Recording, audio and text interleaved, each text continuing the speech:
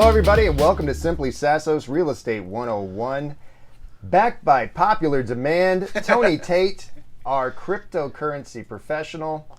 Tony, it's so good to have you here again. Just a little bit about Tony. He primarily works with professionals in the real estate, mortgage, title insurance, legal, health and wellness, specialty medical, nonprofit, and faith-based organizations.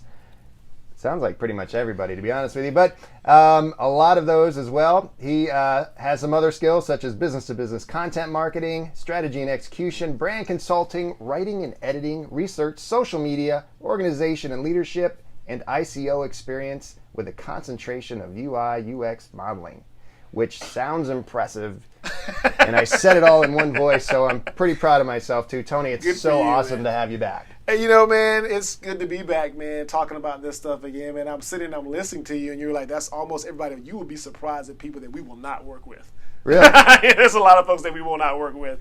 But it's just something that has always been passionate, to me, even the real estate and stuff, man, growing up in the projects and I wasn't born the son of a sharecropper, but, we lived in government housing, had food stamps, the whole bit, never owning anything. And so I always wanted to own. And when I became a homeowner, for the first time almost 20 years ago, that was a big deal for me. So real estate, title insurance, faith-based organization, because I am a man of faith, nonprofits, I love that. Health and wellness, I'm a huge proponent of taking care of your body because where else are you going to live, right? So, things that are important to us that kind of make our heart beat, that we don't do it for the money, but we do it for the love.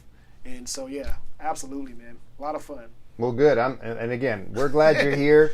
Our original podcast, where we went over some of the cryptocurrency advantages in real estate, had a lot of questions about just the basics, man. So just the who, what, where, when, why. So if we could start from there, kind of going back to formula, what is cryptocurrency?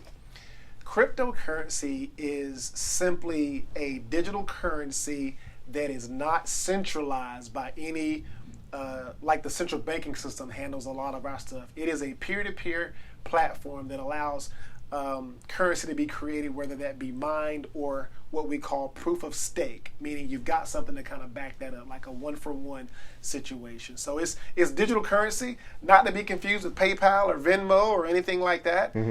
Absolutely not. And it has a finite number, and you're able to. Cryptocurrency has, an open ledger that anybody can go and see at any time. So as long as you have the right information, you can verify any transaction that's ever been. Okay. And the right guide. Yeah. Okay. So where do we get it? How do we get it? Sure.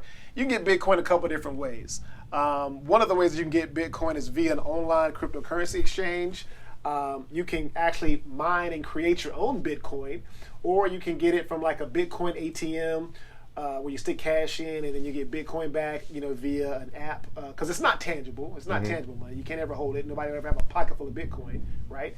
Or over the counter. Like if you know somebody that has Bitcoin and they just want to, sell you their Bitcoin for cash, or I don't know, whatever they want, whatever the medium of exchange you want to be, could be, donuts. I was talking about Krispy Kreme before, but, it could be any of those things. Right. So those are the three primary ways to get cryptocurrency.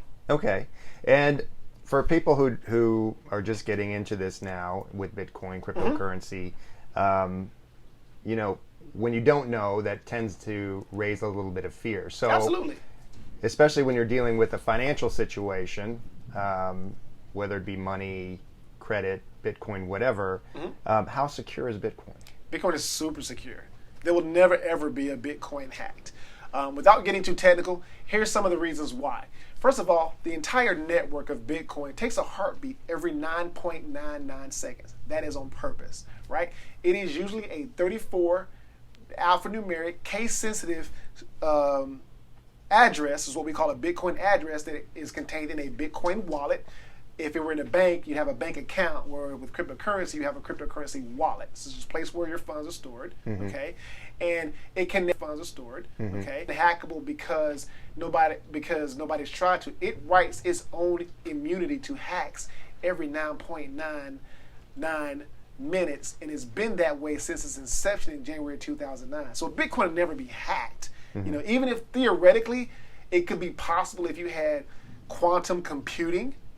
But here's the thing about a Bitcoin address, because there's no personal identifiers. There's no last name, first name, social, address, phone number, nothing to tie that to the individual. You don't know if a Bitcoin address has $10 or 10 million bucks in it.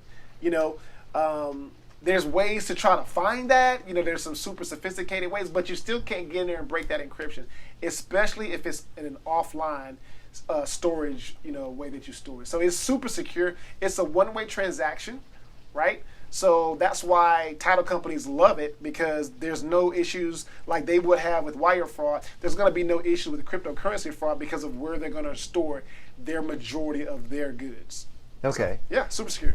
So how do they get it? Like if I want to open a Bitcoin account. Okay. Couple of ways. One, I would get somebody a link that somebody could go to. Let's say if somebody is interested, they can go to currencycadets.com/Gemini with a capital G, or currencycadets.com Coinbase with a capital C. They can go in there, they can register to get that. And when they register, they have to go through all of these steps, these KYC steps, know your customer. They're going to have to submit a copy of their driver's license, front and back. You know, they're going to take a picture of their face to make sure. And once they identify that you're not a person who's a bad person, according to the international Interpol and, you know, and different agencies that are around town to make sure that everybody in the world is safe, then your account is open and you can spend money. You can spend $100. You can buy cryptocurrency that way, whether it's Bitcoin or any other cryptocurrency. Okay. Easy peasy. Now, I know another question that I've gotten is, sounds like it's for the rich and famous. I don't know anything about it. Bitcoin sounds like for the rich and famous. What's a minimum investment someone can do to get into Bitcoin? $10. $10. It's a derivative. So basically, people who understand the stock market, they know that derivatives sometimes can be, you know, very, very lucrative, right? So the U.S. dollar has 100 units. 100 cents equals $1. Well, Bitcoin goes out 8 decimal places, not just 2. So you can have 0.00425 Bitcoin that's like $3.08 worth of Bitcoin. You can actually do that. I say 10, but because you have like a small transaction fee, you don't want to try to get anything less than $2, but you can technically buy $2 worth of Bitcoin if you want to buy $2 worth of Bitcoin and have $2 worth of Bitcoin. That's going to be a lot of zeros after that decimal point, but it's up to you whether you want to spend $10,000 to buy a whole one, or you want to spend $100 to get you, you know, 0.001 Bitcoin.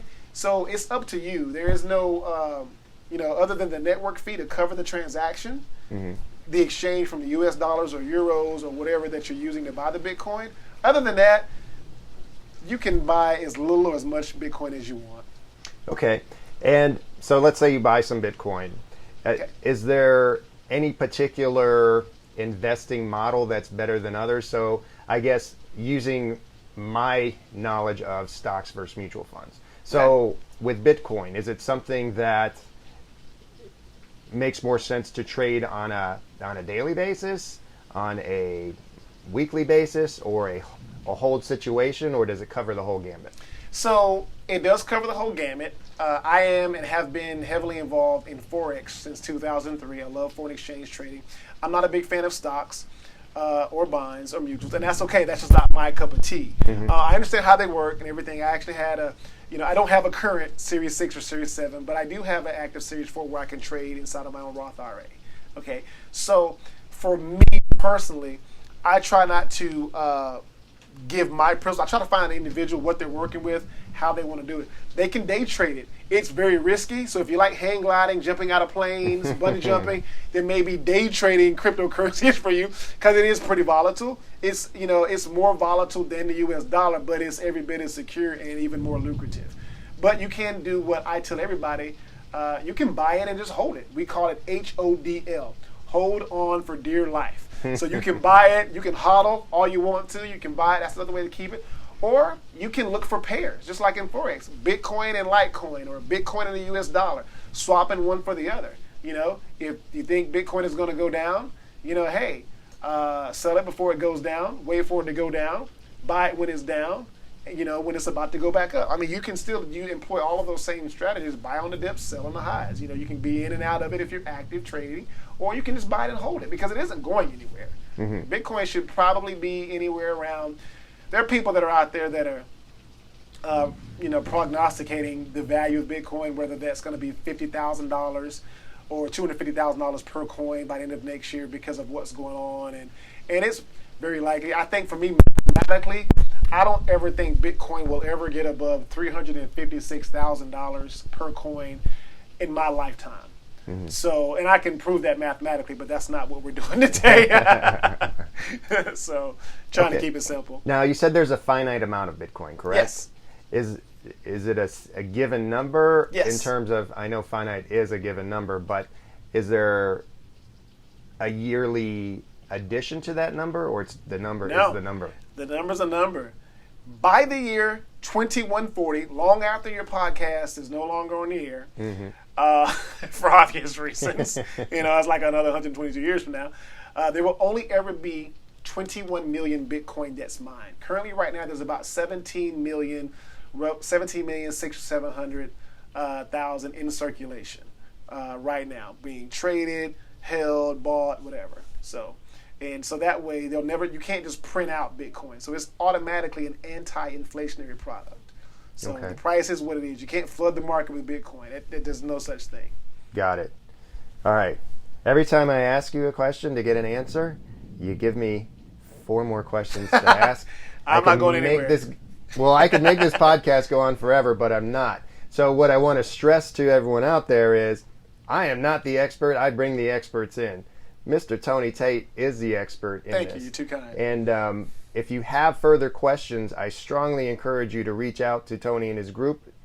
And you said the Currency Cadets? Correct. That's what I call my group. We're all, because I like it because we're all fighting for financial independence, just like a cadet would be learning in an academy to go to war.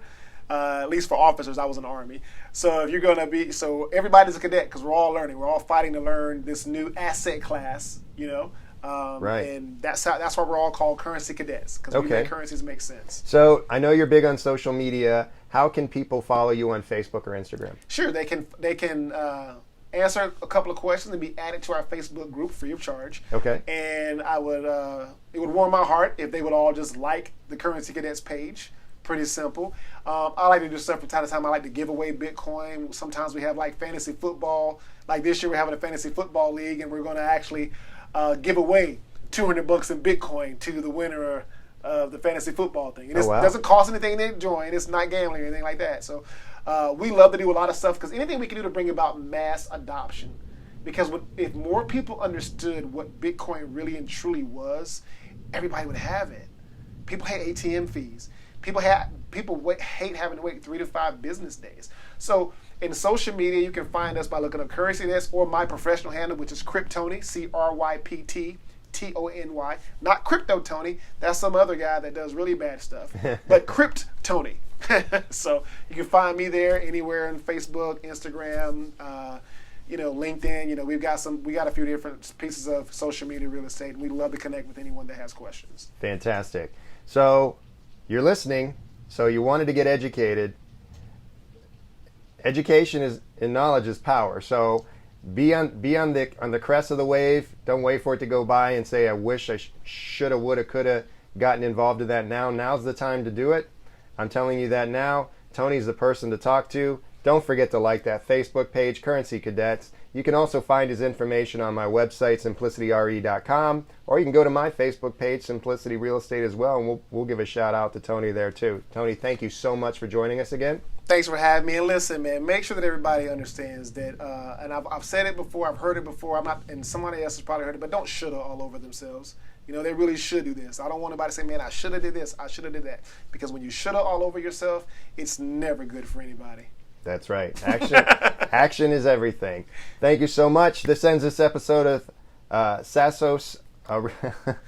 Simply Sassos. I've got too many questions in my head. Simply Sassos Real Estate 101. We'll see you again next episode.